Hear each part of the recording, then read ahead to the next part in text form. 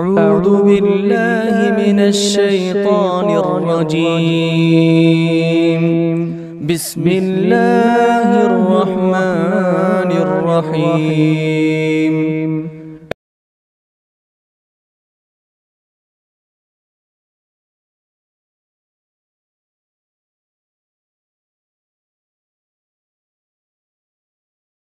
إن الحمد لله نحمده ونستعينه ونستغفره ونعوذ بالله من شرور أنفسنا وسيئات أعمالنا من يهده الله فلا مضل له ومن يضلل فلا هادي له أشهد أن لا إله إلا الله وحده لا شريك له وأشهد أن محمدا عبده ورسوله يا أيها الذين آمنوا اتقوا الله حق تقاته ولا تموتن إلا وأنتم مسلمون يا أيها الناس اتقوا ربكم الذي خلقكم من نفس واحدة وخلق منها زوجها وبث منهما رجالا كثيرا ونساء واتقوا الله الذي تساءلون به والأرحام إن الله كان عليكم رقيبا يا أيها الذين آمنوا اتقوا الله وقولوا قولا سديدا يصلح لكم أعمالكم ويغفر لكم ذنوبكم ومن يطع الله ورسوله فقد فاز فوزا عظيما أما بعد فإن خير الحديث كتاب الله وخير الهدي هدي محمد صلى الله عليه وسلم وشر الأمور محدثاتها وكل محدثة بدعة وكل بدعة ضلالة وكل ضلالة في النار أعوذ بالله السميع العليم من الشيطان الرجيم من همزه ونفخه ونفثه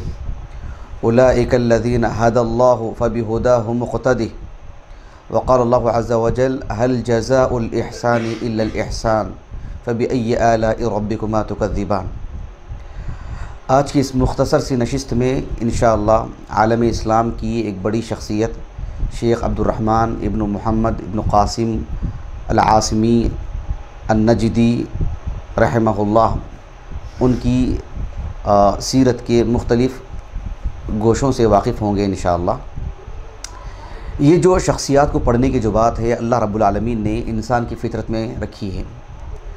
दुनिया का कोई भी इंसान हो वो अपने माजी की जो शख्सियात हैं उनको पढ़ता है, उनसे इबरत लेता है, उनसे सबक हासिल करता है और उनमें के जो अच्छे लोग होते हैं उनके नक्शे क़दम पर चलने की कोशिश करता है और जिन हज़रात से जिस तरह की भी कोताही हुई हो इंसान चाहता है कि उसको ना दोहराए। लेकिन अच्छी शख्सियात कौन हैं, किनको नमूना बनाना चाहिए, यहाँ आकर के एक बहुत बड़ी गलती होती है। अल्लाह सुब्हानहु व तआला ने कुरान मजीद जो कि सबसे सच्ची किताब है, अल्लाह का कलाम है, अल्लाह सुब्हानहु व तआला ने माजी की सैकड़ों शख्सियात यानी अंबिया अलैहिस्सलाम जो सैकड़ों की तादाद में हैं उनमें से चुनिंदा कुछ शख्सियात का अल्लाह सुब्हानहु व तआला ने कुरान मजीद में ज़िक्र फरमाया। सिर्फ़ अंबिया के नहीं गैर अंबिया के भी जो नेक सालिहीन हैं, नेक हैं, अल्लाह सुब्हानहु व तआला ने उनके वाक़यात बयान फरमाए। सिर्फ़ मर्द हज़रात के नहीं ख़वातीन के भी अल्लाह ने वाक़यात बयान फरमाए। अल्लाह सुब्हानहु व तआला ने बिल्कुल आम सतह के जो लोग हैं जिनमें पहले गलतियाँ थीं, कोताहियाँ थीं, कुफ्र पर थे, अल्लाह की तौफ़ीक़ से हिदायत पर आए, अल्लाह ताला ने उनके भी वाक़यात बयान फरमाए। आप देख सकते हैं मूसा अलैहिस्सलाम के ज़माने में जो जादूगर थे किस हालत में थे, नेक बने, अल्लाह ने उनके वाक़यात को बयान फरमाया। अल्लाह ताला ने कुरान मजीद में अंबिया के गैर अंबिया के जो नेक और सालेह हैं उनके वाक़यात बयान करके अल्लाह ताला ने उसूल ये बयान फरमाया कि उलाइका अल्लज़ीना हदल्लाहु फबिहुदाहु मुक़्तदी, यानी वो अल्लाह ताला के रास्ते पर हैं, हिदायत पर हैं, उनको नमूना बनाया जाए। वरना जो भी शख्स गुज़र चुका है उसकी किसी अच्छी एक आद अच्छी आदत को लेकर के या सिर्फ़ उसकी मुआशरती ज़िंदगी अच्छी है उसको लेकर के हम उसको नमूना बनाएं, नहीं।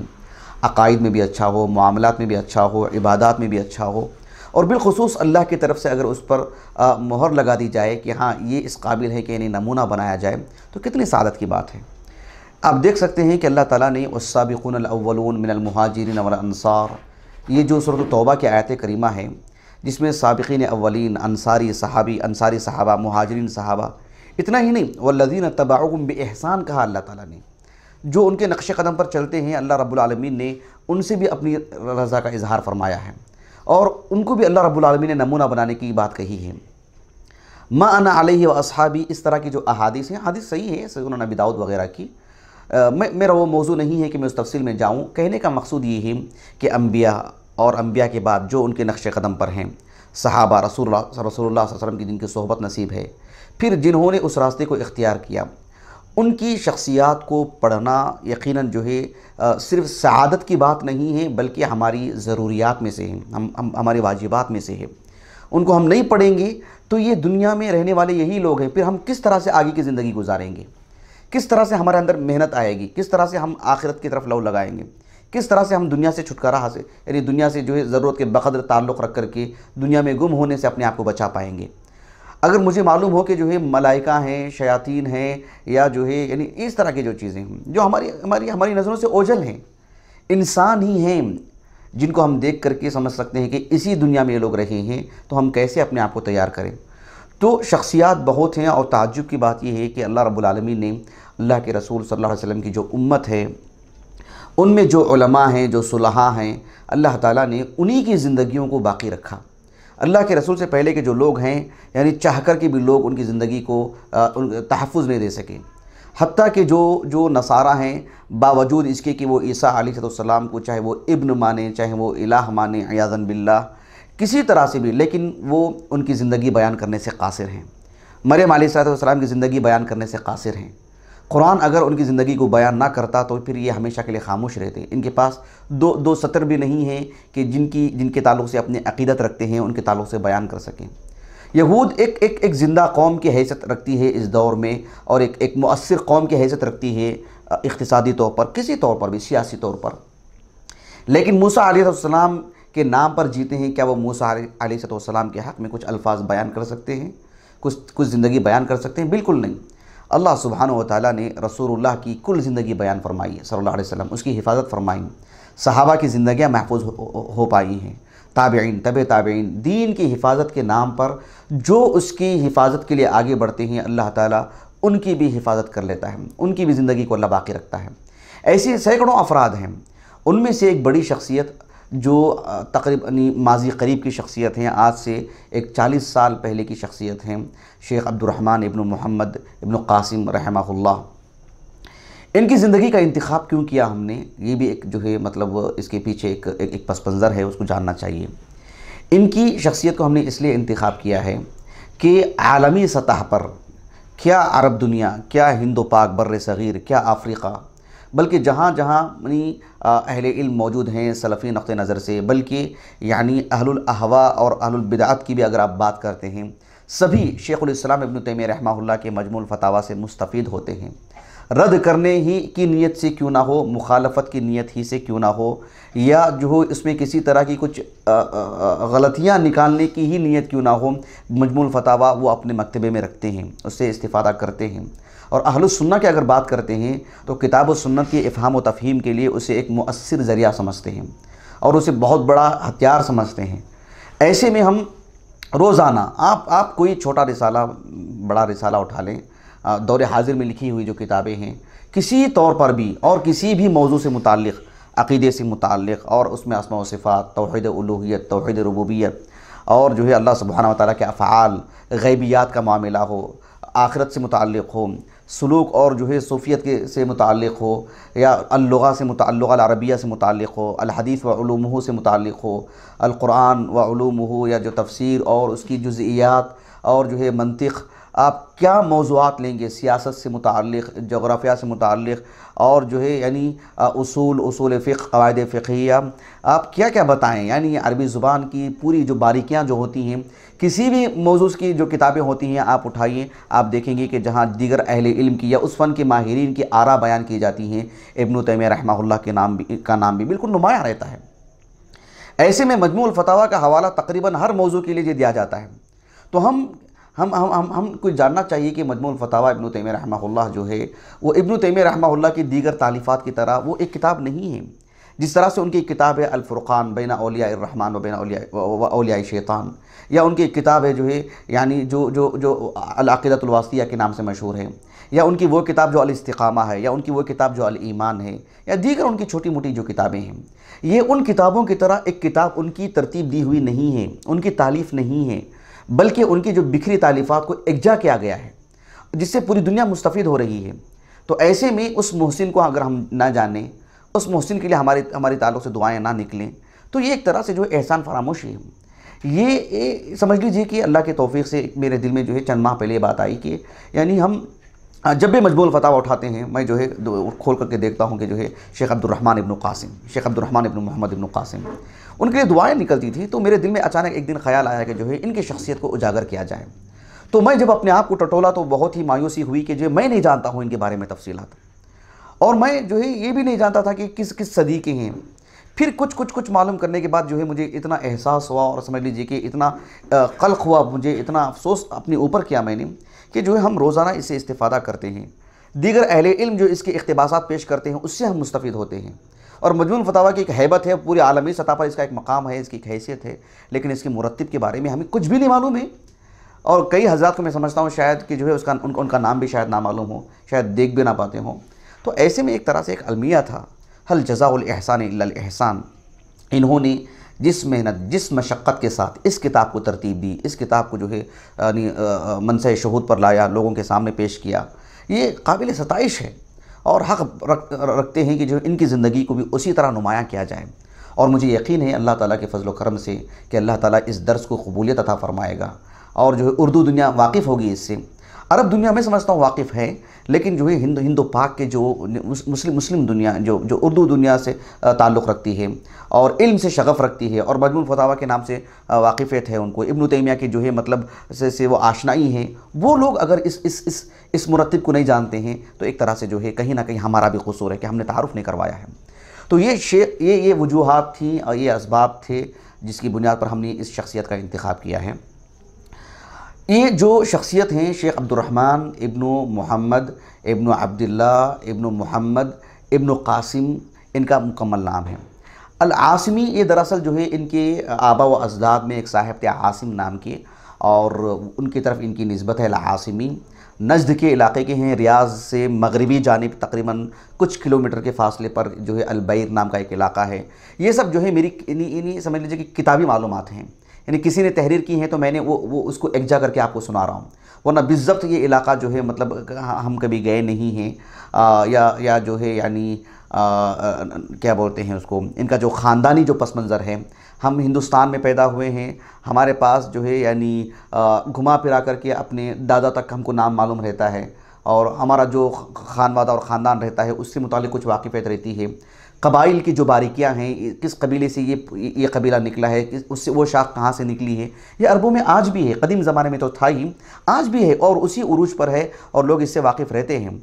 तो उनका जो नसबनामा है और उनके ख़ानदान की जो मतलब शाखें हैं, ये सब जो है मतलब बयान की गई हैं, विकीपीडिया में भी बयान की गई हैं, आप मुराजा कर सकते हैं। वो मैं उसको जो है मतलब अच्छे अंदाज़ में उसको मैं यानी अपने दिल में जमा नहीं कर सका मैं उसको कि उसको मैं इफ़हाम व तफ़हीम के तौर पर आपके सामने रख सकूँ, लेकिन जो है इजमाली तौर पर बता रहा हूँ कि ये उस इलाके के हैं, रियाज से तकरीबन मगरिबी जानिब के इलाके के हैं, कुछ किलोमीटर के फासले पर अलबैर नाम का इलाका है।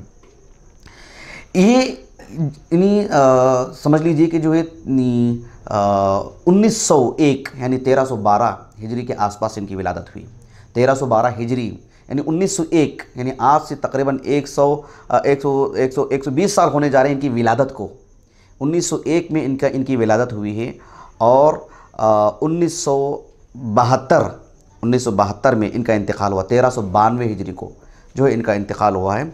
1973 को शेख अमीन अश-शनक़ीती का इंतकाल हुआ और शेख अमीन अश-शनक़ीती रहमहुल्लाह से चूँकि आप लोग अच्छी तरह वाकिफ़ हैं और मैं समझता हूँ सन वफ़ात भी मालूम होगा तो याद रखने के लिए आसानी होगी, इसलिए मैं बता रहा हूँ आपको।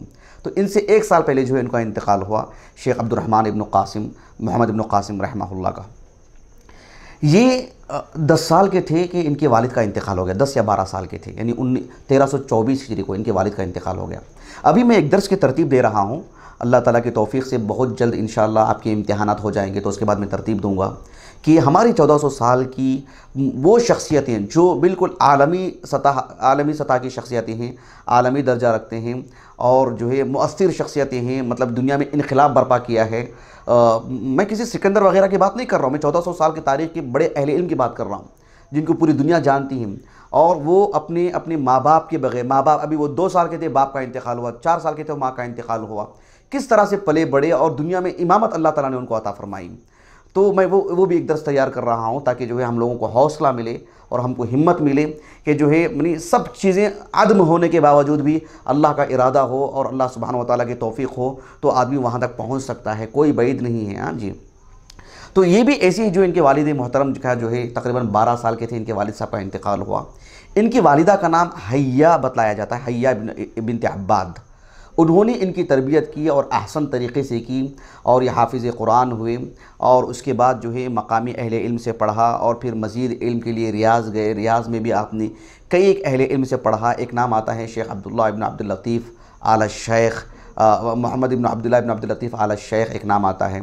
और इसी तरह से जो है एक और नाम आता है, वो जो है काबिल ज़िक्र नाम है इस माने में, यानी शेख अब्दुल्ला इब्न अब्दुल लतीफ़ का तो मैंने नाम जो ज़िक्र किया है, शेख अब्दुल्ला इब्न अब्दुल लतीफ़ अला शेख जो मैंने नाम ज़िक्र किया है, ये इस मुनासबत से यानी काबिल ज़िक्र है ये नाम, यानी अहमियत के हामिल है कि जो मलिक अब्दुल अज़ीज़ हैं, मलिक अब्दुल अज़ीज़ जो मुअस्सिस सालिस हैं यानी हुकूमत सऊदिया की, 1953 में उनका इंतकाल हुआ। उनकी मुतअद्दिद बीवियाँ थी, मतलब एक वक्त में तो 4 ही थी लेकिन मुतअद्दिद बीवियाँ थी उनकी, और अल्लाह ताला ने आल औलाद से भी नवाजा उनको और हर बाब में अल्लाह सुब्हानहू व तआला की नेमतें उनको रहीं और किताब व सुन्नत की तालीमात के लिए, तौहीद के लिए, नशर व इशाअत के लिए आपने उसको सर्फ़ किया अल्हम्दुलिल्लाह। तो मलिक अब्दुल अज़ीज़ रहमहुल्लाह ने जिन बीवियों से शादी की उनमें से एक जो है यानी ये जो यानी शेख अब्दुल्ला बिन अब्दुल लतीफ़ आला शेख जो हैं मोहम्मद बिन अब्दुल वहाब रहमहुल्लाह के खानवादे के हैं, उनकी बेटी से भी जो उनकी शादी हुई है उन्हीं से जो है मलिक फ़ैसल की विलादत हुई थी। तो मलिक फ़ैसल के जो नाना हैं गोया कि इनके उस्ताद हैं। बात वाज़ेह होगी आपको जी।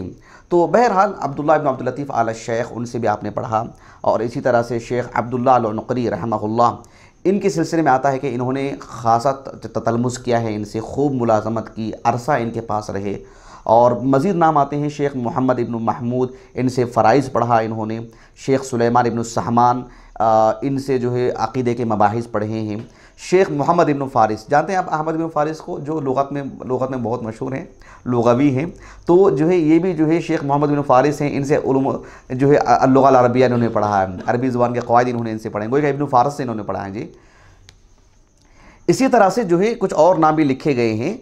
हाँ, एक दिलचस्प बात ये है कि यानी इनका तर्जुमा हयात जिन हज़रात ने लिखा है, शेख इब्न जिब्रीन वग़ैरह ने लिखा है, तो उन्होंने कहा कि जो है ये अपने अक़रान में, अपने हम उम्र लोगों में इनको बहुत जो है मतलब बरतरी हासिल थी इनको हर बाब में माशाअल्लाह।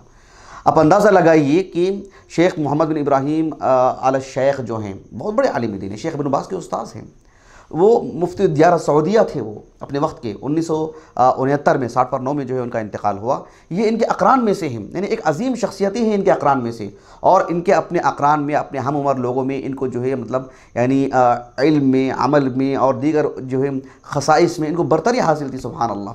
तो ये मामूली शख्सियत नहीं है, लेकिन अलमिया देखिए, हमने से अगर किसी को बोले कि हाथ उठाइए कौन इनसे वाकिफ़ है, लेकिन हम नहीं जानते हैं। ये एक वाक़ईतन बहुत अफसोस की बात है।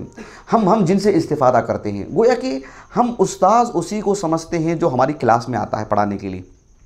ज़िम्नन बात बता रहा हूँ मैं आपको, ये ज़िमनी तौर पर बात बता रहा हूँ, नहीं बड़े अफसोस की बात है। यानी हम जिसको देखते हैं कि हमारी क्लास में आ रहे हैं, period number 1, period number 2, period number 3, समझते हैं कि ये हमारे असातिज़ा की फ़हरिस्त है। और अफसोस की बात यह है कि हम उनमें से भी सबको नहीं जानते हैं कि ये कहाँ हैं, इनके वालिद साहब कौन थे, इनके जो है मतलब आबा व अजदाद कहाँ के हैं, कहाँ से ये आए हैं, क्या करते हैं, कैसी ज़िंदगी गुजारते हैं, और जो है मतलब इनकी घराने की ज़िंदगी कैसी है, इनका बैकग्राउंड क्या है, मतलब ये भी इनकी इबादतें कैसी हैं, इनकी रियाज़तें कैसी हैं, इनके सफ़र हज़र कैसे होते हैं, नहीं जानते हम तकरीबन। यानी अगर हम बोलना चाहें कि हमारे असातिज़ा के तराजी में लिखो तो हम बिल्कुल नहीं लिख पाएंगे। आप कदीम उलमा को उठा के देखो, सुभान अल्लाह, यानी अहले इल्म की जहाँ मुख्तलिफ़ तसनीफ़ात थी, यानी मशाइख पर, अपने असातिज़ा पर किताबें लिखी हैं कि हमारे असातिज़ा कौन कौन है, 1000 के करीब उसकी आदत बनती है। अल्लाह अकबर। ये यानी हमारे असलाफ़ की एक आम सी बात थी, सुभान अल्लाह। किस कदर जो है मतलब अफसोस की बात है कि हम हमारे असातिज़ा की जब फ़हरिस्त बनाते हैं तो हम देखते हैं कि जो है जो लोग हमको क्लास में दाखिल हुए उनसे कभी हम सफ़र में गए किसी जगह पर, वहाँ हमने इस्तिफ़ादा किया और हमने उनसे खूब ताल्लुक़ रखा और हम उनको अपने उस्ताद बनाएंगे, हम कभी भी ऐसा नहीं सोचते, ना वो हमारे असातिज़ा की कभी फ़हरिस्त में आते हैं। ठीक है, कई अहले इल्म से हम इस्तिफ़ादा करते हैं, हम समझे कि भाई ये हमारे उस्ताद हैं, फ़िक़्ह की किताबें पढ़ते हैं, हमें नहीं समझ में आई बहुत सारी बातें, हम अब वो किताब उठा के देखें तो हमको वो इससे समझ में आई, तो मालूम होना चाहिए कि इस किताब का मुसन्निफ़ कौन है, जिसने मुझे इतना फ़ायदा पहुँचाया है, या अल्लाह ने इसको ज़रिया बनाया है मेरी इफ़ादियत के लिए, हम उनसे वाकिफ़ हों। तो ये एक जो है मैं एक ज़िंदगी भर इसको बहुत ही हसासियत से इस बात को मैंने जो लिया है कुतुब सित्ता के रुवात को मैं बहुत पढ़ने की कोशिश करता हूँ, इसलिए कि जो अगलब तौर पर जो है कुतुब सित्ता के अहादीस सही हैं, जैसे सियाह सित्ता की ताबीर जो है उससे जो है सामने आई, तो अगलब तौर पर सुनन अरबा के अहादीस भी सही हैं। और ये जिन जिन हजरात ने इन अहादीस को हम तक पहुँचाया, रोल अदा किया, और उनका सिक्का होना, उनका जो है यानी कितना मोतबर बनता है, कितनी हैसियत हो जाती है उनकी, और उनकी वजह से हम आंख बंद करके जो है बिल्कुल तमानीनत के साथ रसूलुल्लाह की हदीस लेते हैं, शरीयत का हिस्सा वो बनती है। तो हमारे कितने मोहसिन हैं हमारे, वो अल्लाह ने उन्हें मोहसिन बनाया है हमारे हक़ में, हम उनको नहीं जानते हैं, जबकि उनकी ज़िंदगियाँ मुरतब हैं, तरतीब दी गई हैं, लिखी गई हैं और मुख्तलिफ़ नाहियों से लिखी गई हैं। तो उनको पढ़ना चाहिए। तो बहरहाल शेख अब्दुर्रहमान इब्न मोहम्मद इब्न क़ासिम रहमहुल्लाह, इनकी मुतअद्दिद जो है तसानीफ़ भी हैं, उनकी तसानीफ़ पर आते हैं हम इंशाअल्लाह। अभी इनकी तसानीफ़ में जो है बहुत सारी किताबें हैं। एक किताब है उनकी जो मोहम्मद बिन अब्दुल वहाब रहमहुल्लाह की जो किताब तौहीद है, उस पर उन्होंने हाशिया लिखा है। सलासतु उसूल जो किताब है मोहम्मद बिन अब्दुल वहाब अन-नज़दी रहमहुल्लाह की, उस पर भी उन्होंने हाशिया लिखा है। मुक़द्दमतुत तफ़सीर, उस पर उन्होंने हाशिया लिखा है। और जो है फ़राइज़ से मुताल्लिक़ अल-आजुरुमिया, उस पर इन्होंने हाशिया लिखा है, जो नहू की किताब है। और इसी तरह से तहरीम जो है यानी हल्क़ुल लुहा, इस पर जो है इन्होंने किताब लिखी है। और अहादीस पर, उसूल अहादीस पर भी किताब लिखी है आपने। एक शख्स था जिसने जो है अल्लाह के रसूल अलैहिस्सलाम की, जैसे बरेलवियत का जो नुक़्ता नज़र है ना, रसूलुल्लाह सल्लल्लाहु अलैहि वसल्लम को उलूहियत का भी दर्जा दे देते हैं, नऊज़ु बिल्लाहि मिन ज़ालिक। तो उस पर उन्होंने एक रद्द लिखा कि अस्सैफ़ुल मसलूल अला आबिदिर रसूल, उस पर इन्होंने एक किताब लिखी। ये सब आपकी किताबें हैं। शेख अब्दुर्रहमान इब्न मोहम्मद इब्न क़ासिम रहमहुल्लाह, यानी अल्लाह ताला ने गज़ब की सलाहियतें अता की थी आपको, और अल्लाह सुब्हानहू व तआला ने जिस्मानी तौर पर भी आपके अंदर, इनकी तस्वीर भी है, आप इमेजेस में जाके देख सकते हैं, यानी कमोबेश मेरे अंदाज से 50-60 साल के आसपास की उम्र की तस्वीर नज़र आती है वो। तो जो है इनके अंदर जो है सब्र वाली बात बहुत देखी जाती है, बहुत गैर मामूली सब्र। यदि पढ़ने के लिए बैठ जाएँ, उकताहट महसूस नहीं करना, बहस व तमहीज़ में जो है उकताहट महसूस नहीं करना, कोई सवाल करता है उसे जवाब देने में उकताहट महसूस नहीं करना। तालीम के बाब में सब्र जो है ये बहुत अजीम नेमत है, बहुत अजीम नेमत है। बहुत कम लोगों को नसीब होती है, बहुत कम लोगों को। मैं जो मुहावरा नहीं कह रहा हूँ कि नोट कर लो मेरी बात को, मैं कह रहा हूँ कि दिल में लिख लें इस बात को। इल्म के बाब में सब्र गैर मामूली अहमियत के हामिल है ये चीज़। अल्लाह के अजीम तौफीक है, इल्म के बाब में किसी को सब्र की तौफीक मिल जाए।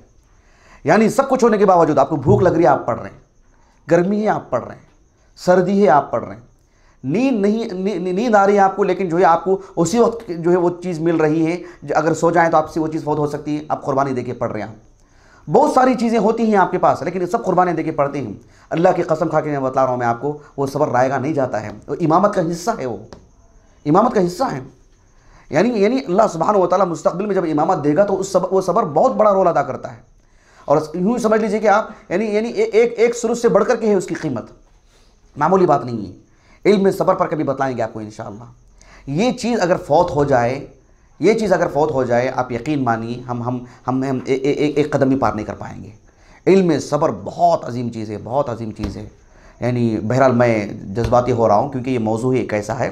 तो बहरहाल आपके अंदर जो चीज़ देखी गई, आपको मैं बतलाता हूँ कि इनके अंदर कितनी तेज़ी आई। देखिए, इनके अंदर एक शौक़ पैदा हुआ कि मोहम्मद बिन अब्दुल वहाब अन-नज़दी रहमहुल्लाह, जिनको अल्लाह ताला ने एक अजीम काम के लिए चुना और उम्मत के एक मुजद्दिद की हैसियत आप रखते हैं, जिन्होंने जो है यानी अरब दुनिया के अंदर जहाँ रसूलुल्लाह सल्लल्लाहु अलैहि वसल्लम की बेइज्जत हुई है, वहाँ कब्र परस्ती, वहाँ जो है मतलब यानी दीन से दूरी और इतनी गफलत आप देखेंगे कि उनकी जो किताब है मोहम्मद बिन अब्दुल वहाब अन-नज़दी रहमहुल्लाह की, यानी क्या किताब है, मारूफ़ किताब जो है, ज़ुबान पर नाम नहीं आ रहा है,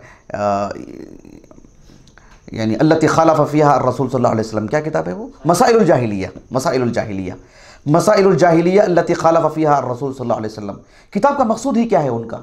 मकसूद ही यही है कि अल्लाह के रसूल जब आए तो किस बुनियाद पर बदर उहद ये सब हुई, किस बुनियाद पर जो है दो गिरोह बने, एक मोमिनीन का एक कुफ़ार का।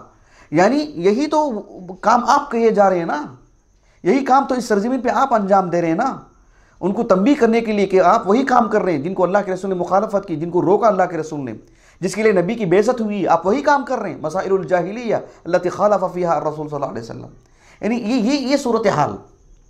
तो मोहम्मद बिन अब्दुल वहाब अन-नज़दी रहमहुल्लाह के बाद से लेकर उनके फ़र्जंद, उनके पोते वग़ैरह सब ने, उनके खानवादे ने जो काम किया, और जो है सऊदी हुकूमत ने जो उनकी तरफ उनका जो सपोर्ट किया, जो साथ दिया उनका, तो इनके दिल में ये ख्याल आया अल्लाह की तौफीक से कि जो मोहम्मद बिन अब्दुल वहाब नज़दी रहमहुल्लाह हैं, वहाँ से लेकर के अपने ज़माने तक जितने भी उलमा ने इस पर काम किया है, रसाइल लिखे हैं या जवाबात दिए हैं या रुदूद जो हैं या मुनासहाना अंदाज में लिखा है, सबको एकजा किया जाए, इकट्ठा किया जाए। यानी तौहीद की जो दावत है, उलूहियत से मुताल्लिक़, अस्मा व सिफ़ात से मुताल्लिक़ और अहलुस सुन्ना का जो मनहज है, इस्तिदलाल से मुताल्लिक़, रुदूद से मुताल्लिक़ जो कुछ भी है, यानी मोहम्मद बिन अब्दुल वहाब नज़दी से रहमतुल्लाह से लेकर के इला ज़मानिना नहनु, उनके अपनी ताबीर में कि मेरे अपने ज़माने तक उसे मैं मुरतब करूँ, एकजा करूँ ताकि इस्तिफ़ादा आसान हो, ये इनका मकसूद था। इसके लिए कमर बस्ता रहे और कम उम्र में, तकरीबन 20 साल की उम्र में आसपास उसके लिए खड़े हो गए। समझ रहे हैं आप? यानी आप अंदाज़ा लगाइए, एक शख्स ने अल्लाह ताला की तरफ से सलाहियतें उसके पास मौजूद हैं, संजीदगी उसके पास मौजूद है। फिर ये जब आप काम अंजाम देंगे ना, तो आप काम को जब अंजाम देते हैं, इमामत मिलती है जब आपकी उम्र 60 साल होकर रहती है, 50 साल रहती है, लेकिन आपको आगाज़ कहाँ से करना पड़ेगा? वहाँ से जहाँ से हमारी उम्र तक मुकल्लफ़ की उम्र होती है, वहाँ से हमें आगाज़ करना पड़ेगा, वहीं से हमारे अंदर संजीदगी आनी पड़ेगी। उससे पहले हम हाफिज़ कुरान हो जाएं, उस वक्त हम बुनियादी बातें पढ़ लें, धीरे धीरे मिलकर ही एक इमामत मिलती है। मामूली बात नहीं है। अचानक 50 साल की उम्र में बाल सफ़ेद हो सकते हैं, इल्म नहीं मिल सकता। अचानक इल्म सीने में इल्म नहीं आएगा। समझने की कोशिश करें इस बात को।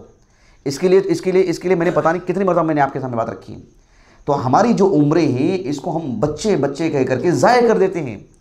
खेल कूद ज़िंदगी का एक हिस्सा है, जुज़ है, वो हमारी ज़िंदगी पे गालिब ना है, वो नसअल्लाह सलामा।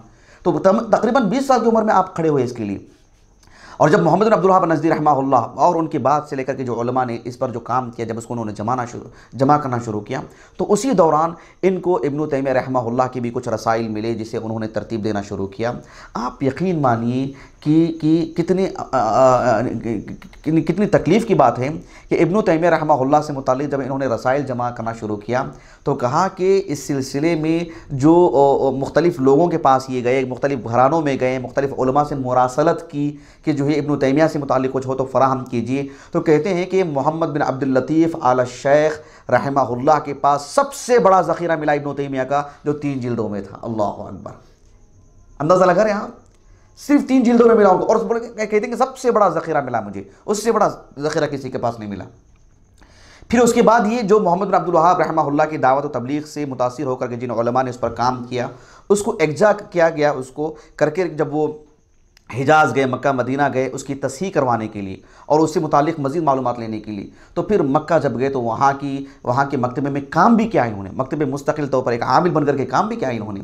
तो वहाँ जो है काफ़ी मखतूतात मिली इब्न तैमिया रहमहुल्लाह की, उसको एकजा किया और कई अहले इल्म से दीगर रसाइल उन्होंने जमा किए। बहरहाल ये जो मलिक अब्दुल अज़ीज़ हैं रहमहुल्लाह, एक वक्त आया तकरीबन 1950 के आसपास की बात है, मोहम्मद बिन मलिक अब्दुल अज़ीज़ रहमहुल्लाह ने वो ये जो हैं अद्दुर्र अस्सनिया फ़िल अजविबा नक़दिया, इसको उन्होंने जो है मतलब तबाह करवाई सबसे पहले, यानी मलिक अब्दुल अज़ीज़ रहमहुल्लाह ने तकरीबन 1950 के आसपास में। सुभान अल्लाह। एक ज़माना ऐसा आया कि जो है यानी ये एक जगह पर जा रहे थे, कार हादिसा हो गया, सर में काफ़ी चोट आई इनको, काफ़ी ज़ख़म आया इनको। तो इसके इलाज के लिए जो है मतलब ये यानी बैरूत गए थे, यहाँ पर बैरूत यानी लुबनान को। तो इनके इल्म में ये बात थी कि जो है मतलब वहाँ पर भी जो है बहुत सारी चीज़ें हैं जो इब्न तैमिया से मुताल्लिक़ ले सकते हैं। इनके साथ इनके फ़र्जंद भी थे जिनका नाम था मोहम्मद। देखिए यहाँ पर मजमूल फतावा जो है जो छपा है, यहाँ लिखा हुआ है सरे वरक़ पर, जम व तरतीब अब्दुर्रहमान इब्न मोहम्मद इब्न कासिम रहमहुल्लाह वसाअदहु इब्नुहु मोहम्मद वफ़क़हुल्लाह। तो इनके फ़र्जंद इन्होंने इनकी बड़ी मुसाअदत की। जब ये बैरूत गए तो एक तो इलाज चल रहा था इनका, और उस वक्त में भी ये इसी फ़िक्र में थे कि यहाँ क्या चीज़ें मिलेंगी इब्न तैमिया से मुताल्लिक़।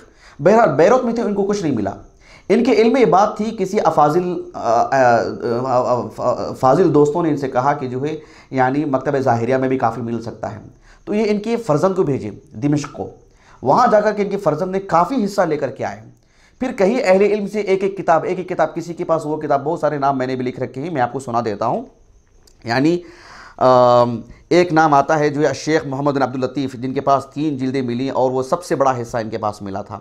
और इसी तरह से जो है यानी ये दिमश्क में इनके फ़र्जंद के ज़रिए से फिर इराक़ गए, फिर मुल्क शाम के काफ़ी इलाक़ों में गए, तुर्की गए थे ये, और फिर एक वक्त आया कि मिस्र गए थे, वहाँ से भी काफ़ी हिस्सा लेकर के आए। अल-फ़तावा अल-मिस्रिया जो है छपा उससे। और फिर मुख्तलिफ उलमा को खतूत लिखे इन्होंने कि किसी के पास हो तो कुछ बताएं।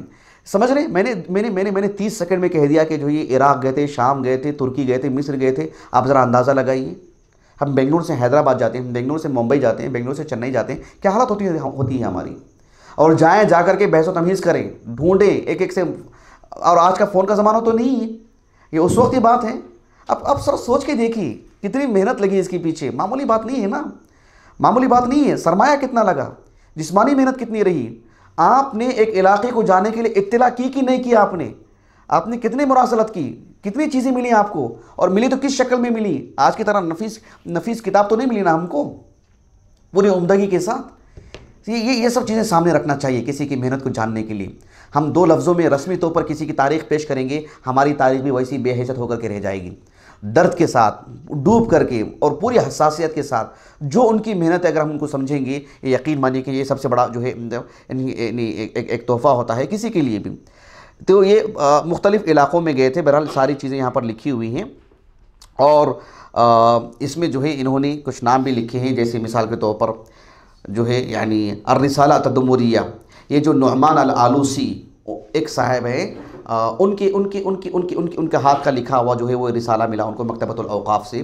फिर बगदाद गए, अल मजाज़ वल हक़ीक़ा इब्न तैमिया का रिसाला वहाँ मिला उनको, और जो है अल क़दर पर, अफ़आलुल इबाद पर, और जो ये सब रिसाले उनको मुख्तलिफ़ लोगों के पास से मिले और एक मकतबे से उनके पास मिले। कुवैत भी गए थे ये, तुर्की भी गए थे। बहरहाल मुख्तलिफ़ इलाक़ों के नाम लिखे गए हैं। इसके बाद जो है इनके वालिद मोहतरम की सेहत तो अच्छी हो गई थी, शेख अब्दुर्रहमान की, लेकिन उनके फ़र्जंद जो मुख्तलिफ़ इलाक़ों में जा कर के आ रहे थे, तो फिर दोनों ने मिलकर के दोबारा सफ़र किया बसरा का, और फिर इसी तरह से जो है मतलब मिस्र गए थे, पेरिस गए थे, अलजाज़ाइर गए थे इब्न तैमिया रहमहुल्लाह के फतवा को इकट्ठा करने के लिए। एक वक्त ऐसा भी आया कि जो है तकरीबन सारी चीज़ें जमा हो गई थी, और जब उसको जमा कर लिया गया, तरतीब दे दिया गया, तो वो उसको जब तबाह करने की बात आई तो 20 जिल्दों का जो है एक तखमीना था, अंदाज़ा था कि 20 जिल्दें हो जाएंगी। फिर इनके दिल में इरादा आया कि जो है अभी जल्दी ना करूं और भी कुछ जमा कर लूँ। यानी आज तो 37 जिल्दों में छपी ना वो, यानी इन्होंने ही छपी 37 जिल्दों में। यानी इतनी मेहनत के बाद 20 जिल्दों वाला काम हुआ है, 37 जिल्दों वाला नहीं, 20 जिल्दों वाला काम हुआ है। तो अल्लाह सुब्हानहू व तआला की तौफीक से इनके अंदर मज़ीद हिम्मत आई कि जो है और कुछ सब्र कर लिया जाए, और कुछ जो है मतलब ढूंढ लिया जाए, तो उस पर काम किया जाए। बहरहाल इन्होंने और जमा किया, और अहले इल्म से मुरासलत करके मुख्तलिफ़ इलाक़ों में जा कर के इसको तरतीब दे करके सिर्फ उसको जमा नहीं किया, बल्कि मज़ीद मेहनत का काम उसको मौजू के तहत सबसे पहले अक़ाइद का मसला, सिफ़ात बारी ताला का मसला, फिर जो है सुलूक से मुताल्लिक़, फिर जिहाद से मुताल्लिक़, फिर फ़िक़्ह से मुताल्लिक़, फिर जो उन तफ़सीर और उसूल तफ़सीर से मुताल्लिक़, हदीस और उलूमुल हदीस से मुताल्लिक़ जो है, फिर इतने सारे मौज़ूआत आप देख लीजिए। फिर मौज़ूआत की तरतीब, फिर आखिर में फ़हरिस्त तैयार की गई। उसके बाद 37 जिल्दें सामने आई। तो जो है मलिक सऊद, जो मलिक अब्दुल अज़ीज़ के फ़र्जंद हैं, और उनके अबना में से पहले बेटे हैं जो है मतलब बादशाह बने, तो उनकी ज़ेर निगरानी और उनके सरमाए से जो है वो 37 जिल्दों में छपी वो, और अहले इल्म में तक़सीम की गई। यानी एक समझ लीजिए कि उम्मत मुस्लिमा का एक नादिर तोहफ़ा। एक साहब हैं जिनका नाम है मोहम्मद इब्न अहमद, जो इब्न मुर्री के नाम से मारूफ़ हैं, या इब्न मर्री के नाम से मारूफ़ हैं। ये इब्न तैमिया रहमहुल्लाह के मुआसिर हैं, और इब्न तैमिया रहमहुल्लाह के इंतकाल के बाद वफ़ात पाए। इब्न तैमिया रहमहुल्लाह की ज़िंदगी अगर आप पढ़ेंगे तो आपको अंदाज़ा होगा कि आप जेल में वफ़ात पाए, सबको मालूम है। इब्न तैमिया रहमहुल्लाह का जब इंतकाल हुआ तो आपके हाथ से सिर्फ कागज़ नहीं, कलम नहीं, बल्कि लोगों को जाने तक रोक दिया गया कि ताकि आप इमला ना करवा दें। आप मतलब वो ऐसा ना हो कि आप सुना दे तो वो हाफिज़े में लेकर के आ जाए, अपने सीने में लेकर के आ जाए। हर तरह के दरवाजे बंद कर दिए गए, लेकिन अल्लाह सुब्हानहू व तआला ने सबको ख़त्म कर दिया। आपके इल्म को अल्लाह ने महफूज रखा। इब्न तैमिया को देखिए आप रहमहुल्लाह, जब आपका इंतकाल हुआ, हुकूमती सतह पर, मैं गली के गुंडे की बात नहीं कर रहा हूँ, हुकूमती सतह पर आपकी तहरीरों पर पाबंदी लगाई गई। हुकूमती सतह पर आप इब्न अबी इज़्ज़ हनफ़ी रहमहुल्लाह की जो शरह है उठा के देखिए आप, इब्न तैमिया के मनक़ुलात हैं, लेकिन इब्न तैमिया का हवाला नहीं है। क्यों? पाबंदियों की वजह से, कि आप ज़द में ना आ जाएं। तो ये सूरत हाल थी। तो इब्न मर्री जो मैंने नाम कहा है, अभी आपके सामने जो नाम सुनाया है, ये इब्न तैमिया रहमहुल्लाह के एक तिलमीज़ को, किसको? इब्न तैमिया रहमहुल्लाह के एक शागिर्द को ख़त लिखा, और ख़त लिख कर के कहा, और मैं जब जुमले पढ़ता हूँ तो वल्लाह कह रहा हूँ कि रोंगटे खड़े हो गए।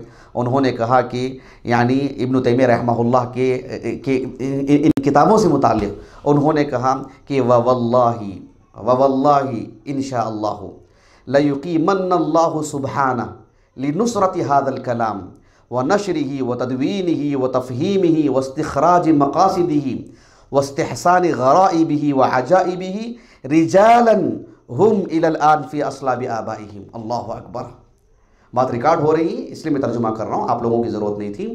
कहा कि इब्न तैमिया रहमहुल्लाह का जो अजीम सरमाया है, उसकी तदवीन, उसको एकजा करना, उसे किताबी शक्ल देना, उसकी नशर व इशाअत, उसके मकासिद, उनकी जो रूह है, वो जो क्या कहना चाहते हैं उस बात को लोगों तक पहुंचाना, अल्लाह ताला ज़रूर खड़ा करेगा ऐसे लोगों को जो फ़िलहाल अपने बाप की पीठ में, यानी अपने बाप की पीठ में मौजूद है।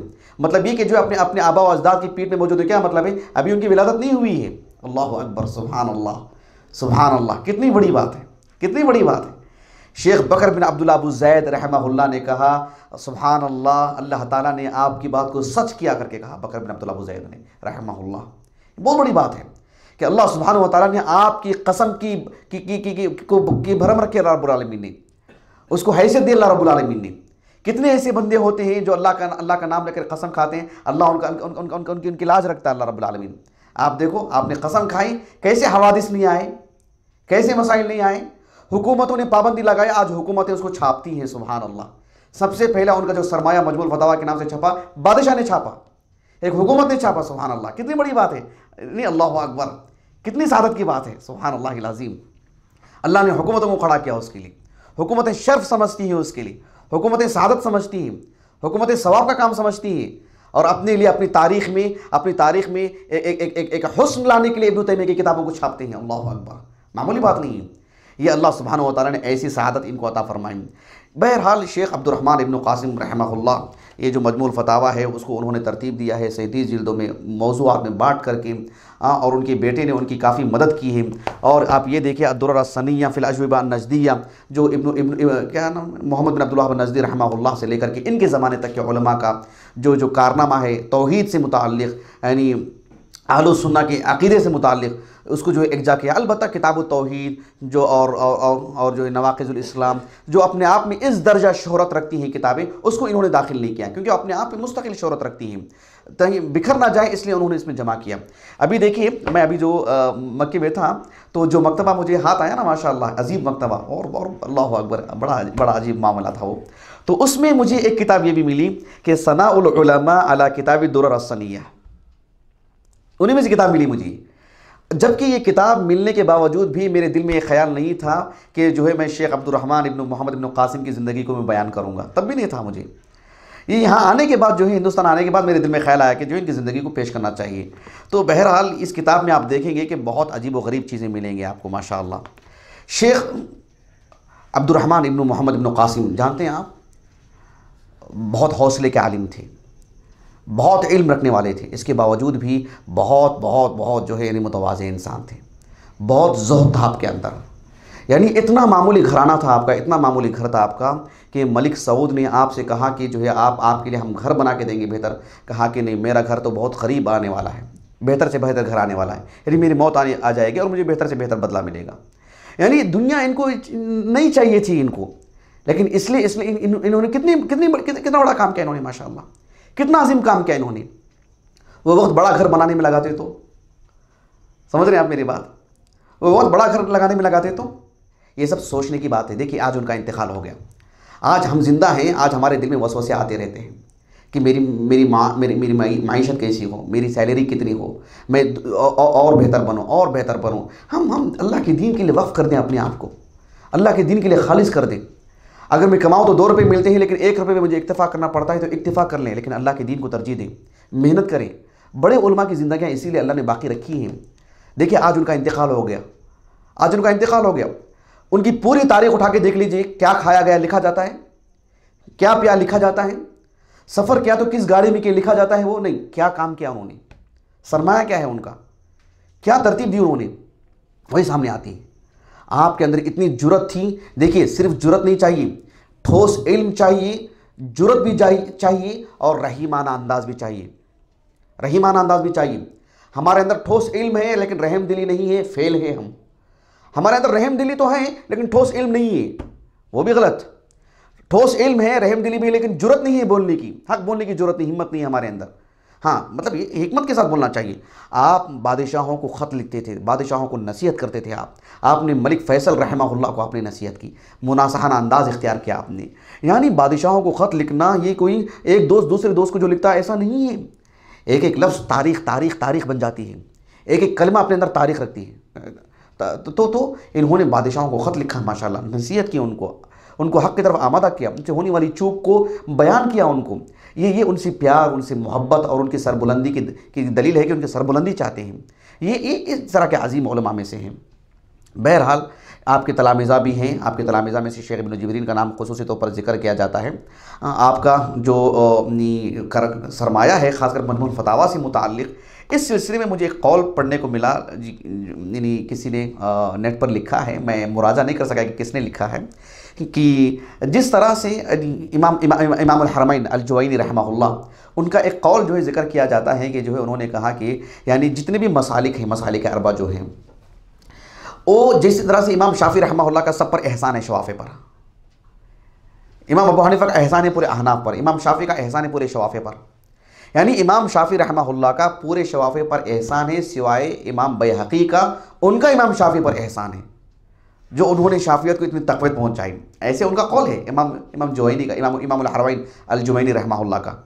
तो किसी ने उस पर जो है हाशिया चढ़ाया था, मेरे बिज़्ज़त मुझे नाम नहीं याद आ रहा है, मैं दोबारा देख लूँगा इंशाअल्लाह। उन्होंने कहा कि मैं इनके बारे में यही कहूँगा कि सारे अहलुस सुन्ना पर इब्न तैमिया का जो एहसान है, इब्न तैमिया रहमहुल्लाह पर जो शेख अब्दुर्रहमान इब्न मोहम्मद इब्न कासिम का वो एहसान है कि जो आपने आपके सारे उलूम को एकजा करके उम्मत के सामने पेश किया। आप यकीन मानिए, ये कहते हैं कि मैंने ख्वाब देखा कि शेखुल इस्लाम इब्न तैमिया रहमहुल्लाह ने मुझे ख्वाब में जो ताज पहनाया है, मुझे गोया कि मेरी खिदमत को सराहा है मुझे। अल्लाह अकबर। ये कहते हैं कि मेरे इंतकाल से 40 दिन पहले इन्होंने एक ख्वाब ये भी देखा था कि मेरे दाएं और बाएं अहमद इब्न हम्बल हैं, इमाम अहले सुन्ना, और एक तरफ शेखुल इस्लाम हैं रहमहुल्लाह। नमाज का वक्त हो गया था तो मुझे इमामत के लिए आगे बढ़ाए। तो इन्होंने ये ताबीर की कि जो है अज़ान और इक़ामत के दरमियान बहुत कम वक्त होता है, तो गोया कि शायद मेरी मौत का भी वक्त बेकरीब है और अल्लाह ताला मुझे इन दोनों के साथ रख दे तो मेरे लिए सआदत है, मैं समझूंगा कि मेरी निजात है। और उसके 40 दिन के बाद इनका इंतकाल हो गया। अल्लाहु अकबर। रहमहुल्लाह रहमतन वासिया क़द्दसल्लाहु रूहहु। अल्लाह सुब्हानहु व तआला आपसे राज़ी हो, रज़ी अल्लाहु अन्हु। देखिए एक शख्स ज़ाती तौर पर कितनी मेहनत की, सुभान अल्लाह, कितना इन्होंने उम्मत को सरमाया अता किया। यही मकसूद था कि मैं आपकी ज़िंदगी को आपके सामने रखूँ तो हम बहैसियत तालिब इल्म, हम मेहनती हों, जफाकश हों, सब्र हमारे अंदर हो, अल्लाह की बातों पर यकीन हो और जो है मुखलिस हो, अल्लाह के लिए पढ़ें, अल्लाह के दीन के लिए पढ़ें, उसकी नशर व इशाअत के लिए पढ़ें। इसमें हमारे लिए 1 रुपये का फ़ायदा हम दे करके ना पढ़ें, ना पढ़ने के लिए ना पढ़ाने के लिए। हमारी ज़िंदगी की जो ज़रूरतें हैं रब्बुल आलमीन हमारे लिए ख़ुद कफ़ील है, वो हमारी कफ़ालत कर लेगा, वो हमें बेनियाज रखेगा। अल्लाह की कसम खा के कहता हूँ मैं, अल्लाह सुब्हानहु व तआला ऐसा नहीं करने देगा हमको, हमारा हाथ नीचे कभी नहीं आने देगा। अल्लाह सुब्हानहु व तआला छोटी रकम ज़रूर होगी लेकिन अल्लाह ताला हमारा हाथ ऊपर रखेगा, इसलिए कि हम अल्लाह के दीन को तरजीह दे रहे हैं, अल्लाह के दीन को पढ़ रहे हैं। तो ये इतना अजीम इल्म अल्लाह दुनिया कमाने के लिए ना हो, हमारे घर के चूल्हे जलाने के लिए ना हो, हमारे बीवी बच्चों को पालने के लिए ना हो, ये अल्लाह के दीन की सरबुलंदी, उसको जो है मतलब अख्तारुल आलम में पहुँचाने का मादा हमारे अंदर हो, अज़्म हो और अज़ाइम हो और बुलंद हिम्मती हो। हम गली के नहीं हैं। अल्लाह सुब्हानहु व तआला आलम सतह पर हमारी खिदमत, हमें खिदमत की तौफ़ीक़ अता करेगा, वो सआदत देगा। हौसला रखें। किसी के लिए बात हंसने की हो सकती है लेकिन हम हौसला रखें, हमारी निगाहें अलग हों, हमारा देखना अलग हो, हमारा सोचना अलग हो, हमारे ख़यालात अलग हों। हम इतनी बड़ी शख्सियतों को पढ़ कर के हम एक बंद कमरे में हो जाएँ? अबदन, हरगिज़ नहीं। अल्लाह ताला से दुआ है कि अल्लाह सुब्हानहु व तआला हमें अल्लाह के इस दीन के लिए अजीम खिदमत की अल्लाह ताला तौफ़ीक़ अता फ़रमाए।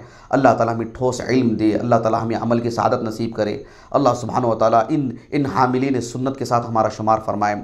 अल्लाह रब्बुल आलमीन जब तक इस दुनिया में रखे अल्लाह ताला हमें उसके दीन के लिए जोड़ के रखे।